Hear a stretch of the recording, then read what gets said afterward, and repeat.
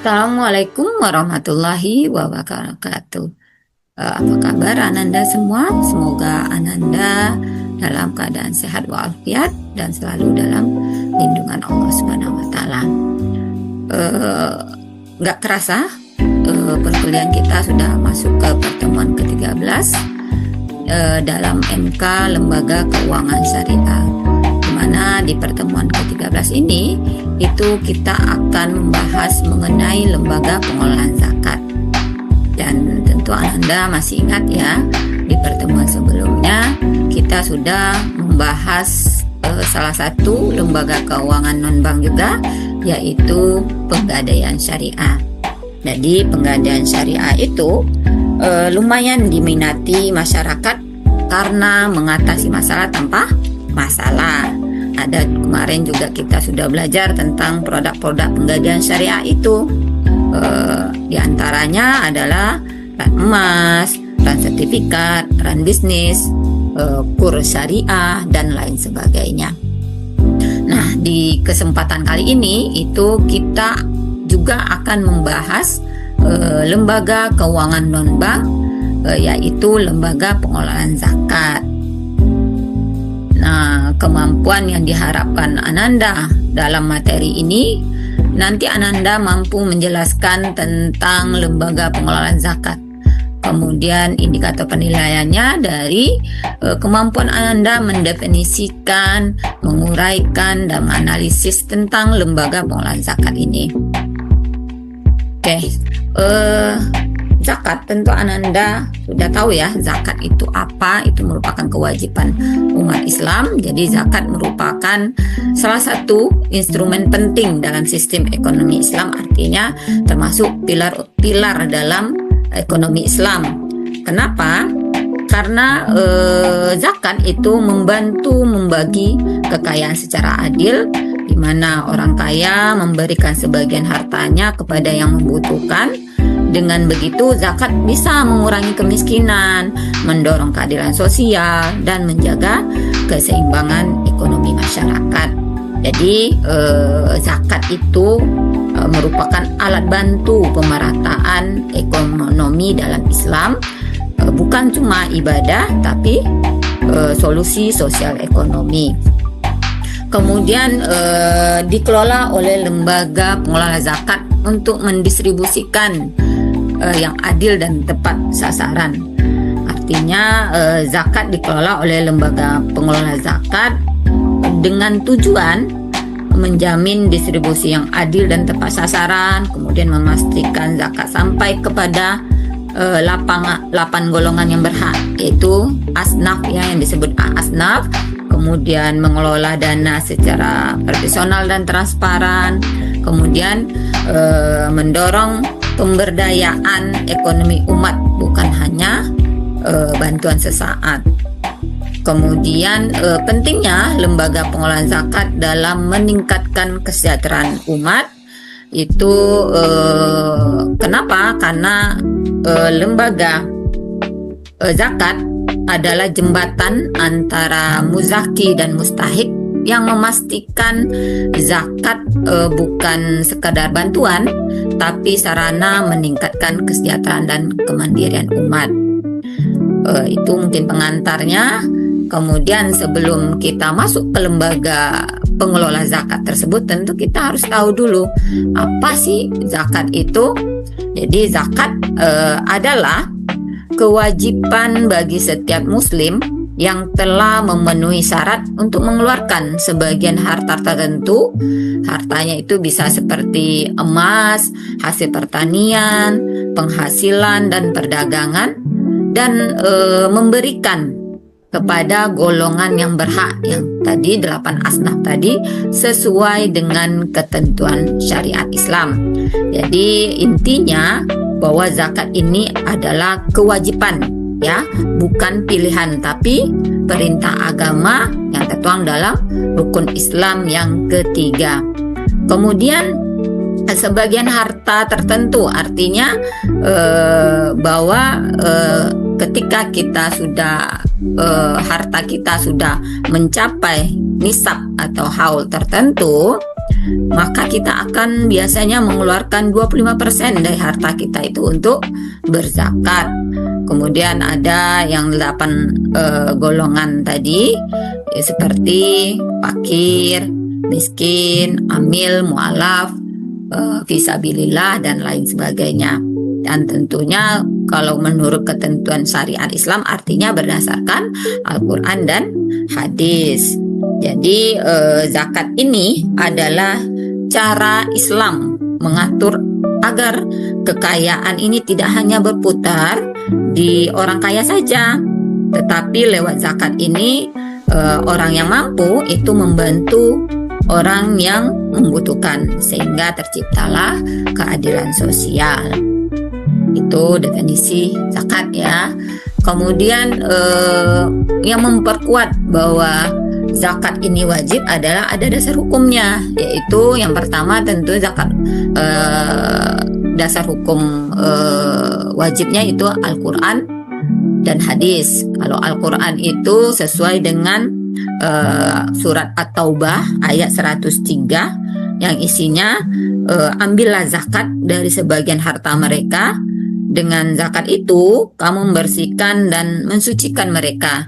Dan juga ada Al-Quran surah Al-Baqarah ayat 43 ayat 43 yang artinya dirikanlah sholat dan tunaikanlah zakat. Ditambah lagi oleh hadis Nabi SAW, yaitu tentang Islam dibangun atas 5 perkara, yaitu syahadat, sholat, zakat, puasa Ramadan, dan haji bagi yang mampu.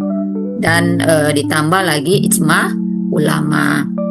Kemudian berdasarkan hukum di Indonesia itu tentang pengolahan zakat ini diatur dalam Undang-Undang Nomor 23 Tahun 2011. Di mana zakat itu diakui sebagai bagian dari sistem nasional kesejahteraan dan dikelola oleh lembaga resmi seperti Basnas dan LAS ya.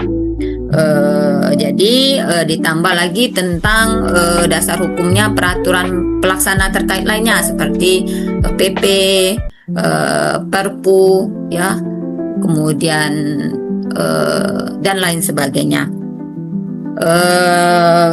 Jadi zakat bukan hanya ajaran moral, tapi kewajiban syariat yang punya dasar hukum kuat dari wahyu, hadis, kesepakatan ulama, hingga perundang-undangan negara. Kemudian lembaga, nah ini intinya lembaga pengelolaan zakat di Indonesia supaya zakat tersebut terkumpul secara optimal atau dihimpun secara optimal, maka pemerintah membentuk lembaga zakat di Indonesia. Di antaranya adalah Basnas, itu Badan Amil Zakat Nasional. Kemudian ada LAS, itu Lembaga Amil Zakat. Ini kalau LAS ini bukan pemerintah yang bentuk, tetapi swasta ya. Kemudian ada Basnas lagi yang dari provinsi, kemudian Basnas kabupaten dan Basnas kota. Itu lembaga zakat di Indonesia. Dan kalau untuk pemerintahnya tadi Basnas, kemudian untuk non pemerintah itu LAS, dan LAS ini banyak macamnya. Ada LAS Muhammadiyah, LAS Bank Syariah, LAS NU, atau bisa juga dompet duafa, rumah zakat, dan lain sebagainya. Ini ada tugas dan fungsi dari Basnas itu. Pertama, menghimpun, mendistribusikan, dan mendayagunakan zakat. Kemudian melakukan sosialisasi zakat kepada masyarakat. Kemudian menyusun pengelolaan zakat secara berkala. Tugas dan fungsi LAS juga sama, yaitu menghimpun zakat, infak, sedekah, dana sosial, keagamaan lainnya, kemudian menyalurkan dana kepada mustahik, dan melakukan pelaporan kepada Basnas. Jadi yang membedakan, kalau Basnas tadi menyusun laporan pengelolaan zakat secara berkala, Sementara LAS ini melakukan pelaporan ke Basnas, jadi dia auditnya itu Basnas kalau LAS. Kemudian mekanisme pengolahan zakat itu tujuannya untuk bagaimana sih pengumpulan zakat, pendistribusian, pelaporan dan evaluasinya supaya zakat ini bisa optimal terhimpunnya. Pertama, pengumpulan. Jadi zakat ini dikumpulkan dari muzaki melalui berbagai cara ya, bisa donasi langsung, itu dengan cara menyerahkan zakat ke kantor Basnas atau LAS terdekat. Kemudian bisa juga pakai aplikasi digital melalui platform zakat online atau mobile aplikasi yang resmi ya pada lembaga zakat. Kemudian bisa juga melalui transfer bank ke rekening lembaga zakat resminya. Jadi tetapi untuk transfer atau transfer ini Anda harus hati-hati, harus aware terhadap apa istilahnya pemanfaatan atau penipuan dari oknum-oknum tertentu ya. Kemudian tujuannya apa? Untuk tadi agar proses pembayaran zakat menjadi lebih mudah, cepat dan aman. Kemudian mekanisme selanjutnya adalah pendistribusian. Pendistribusian ini adalah zakat itu disalurkan kepada 8 asnaf golongan yang berhak menerima zakat itu yang sesuai dengan Al-Quran, itu surat At-Taubah ayat 60, di mana 8 asnaf itu adalah fakir, miskin, amil, mu'alaf, hamba sahaya, orang berhutang, kemudian fisabilillah, musafir. Dan pendistribusian ini ada dalam berbagai bentuk ya, ada dalam bentuk uang, barang, pelatihan, atau modal usaha untuk meningkatkan kemandirian. Yang terakhir itu pelaporan dan evaluasi. Itu lembaga zakat itu wajib menyampaikan laporan berkala kepada publik dan otoritasnya seperti Kementerian Agama, dan pelaporan ini itu dilakukan melalui website, media sosial atau laporan cetak. Kemudian ada evaluasi internal dan eksternal untuk memastikan zakat dikelola secara amanah dan efektif. Tujuannya tentu untuk agar masyarakat itu, agar ada transparansi dan akuntabilitas kepada masyarakat. Ya, di era sekarang ini itu tantangan pengelolaan zakat itu jadi zakat ini merupakan potensi yang sungguh luar biasa ya jika bisa dihimpun dengan optimal, karena potensi zakat kita itu per tahunnya adalah triliunan rupiah. Jadi kalau memang bisa dikelola dan dihimpun dengan maksimal, tentu itu dampaknya sangat luar biasa untuk kesejahteraan umat. Jadi tantangan pengelolaan zakat ini yang pertama itu rendahnya literasi zakat masyarakat. Jadi masih banyak masyarakat belum memahami kewajibannya. Kemudian jenis dan manfaat zakat secara menyeluruh itu masih kurang paham. Akibatnya apa? Kesadaran untuk membayar zakat itu tentu masih rendah. Kemudian transparansi dan akuntabilitas pengelolaan dana. Jadi sebagai masyarakat kita juga masih ragu-ragu penggunaan dana zakat karena kurangnya tadi laporan terbuka, audit berkalanya, atau akses terhadap informasi keuangan dari lembaga pengelola zakat itu masih kurang. Kemudian sehingga masih masyarakat itu ditambah lagi ada sentimen negatif, atau ada beberapa lembaga lembaga pengelolaan zakat ini yang terlibat kasus gitu, diduga ya, diasumsikan terlibat menggunakan dana dari pengelolaan zakat ini, dari penghimpunan zakat ini untuk kebutuhan pribadinya. Jadi hal-hal seperti itulah yang menambah keraguan di masyarakat untuk menyalurkan zakatnya. Kemudian ada optimalisasi penghimpunan dan pendistribusian zakat. Jadi potensi zakat nasional kita ini yang sangat besar, tetapi yang terkumpul masih jauh di bawah target ya. Jadi distribusi juga belum sepenuhnya tepat sasaran atau berkelanjutan, terutama dalam memperdayakan mustahiknya. Nah, di zaman modern sekarang, di dunia digitalisasi ya, tentunya inovasi dalam pengelolaan zakat itu juga semakin meningkat. Itu dilihat dari pertama digitalisasi zakat.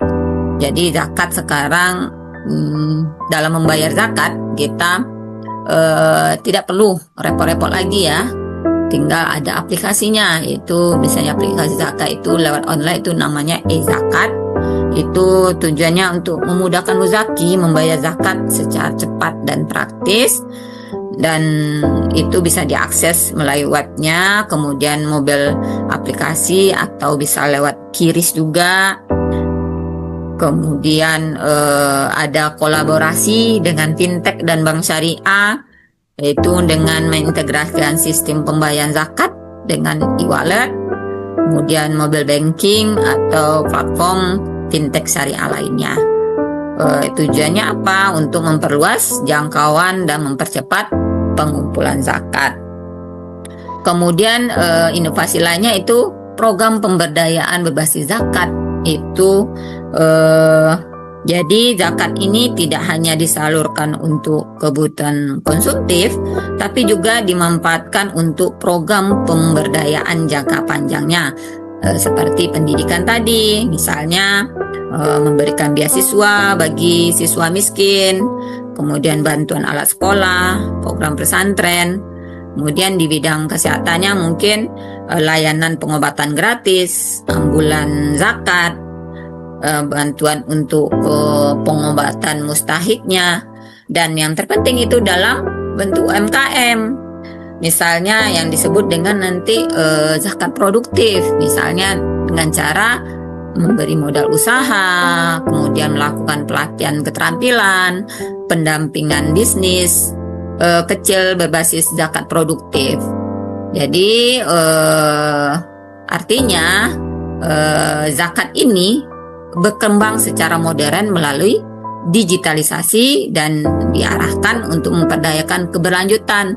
Tujuannya apa? Agar mustahik bisa menjadi mandiri dan sejahtera. Nah, itu mungkin materi yang dapat Ibu sampaikan di pertemuan kali ini. Dan untuk tugas, Ananda Ibu berikan tugas. Tadi kita sudah belajar secara teorinya, artinya sekarang Ananda diminta mengaplikasikan materi tadi ke bentuk nyatanya atau ke lapangannya. Jadi Ananda berkelompok mencari satu lembaga zakat, bisa Basnas Kabupaten, Basnas Provinsi, atau las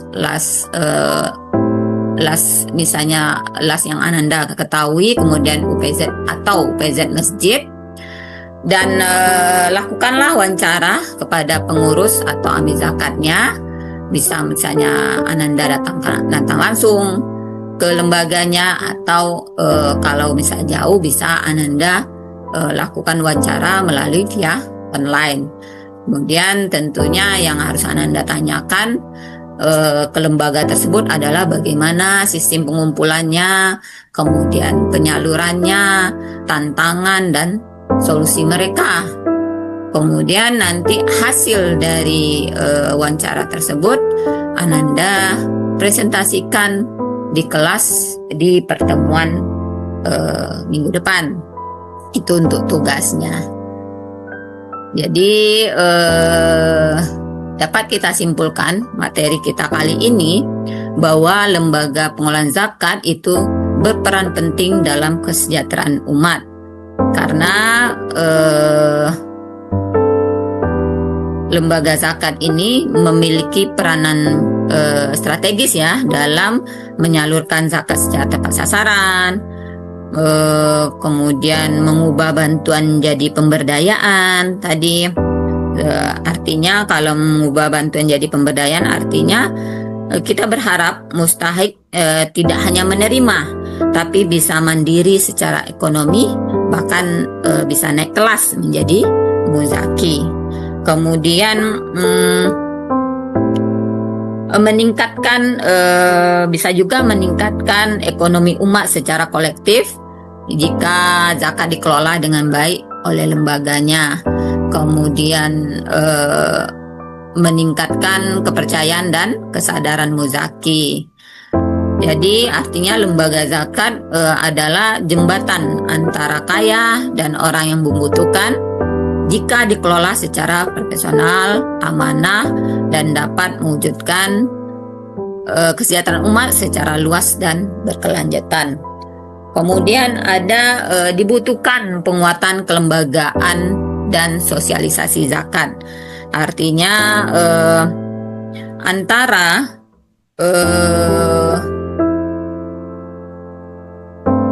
tujuannya apa? Agar kesadaran dan kepatuhan umat Islam lebih banyak menunaikan zakat dengan benar. Dan tanpa lembaga yang kuat dan sosialisasi yang aktif itu potensi zakat yang besar tidak akan optimal ya.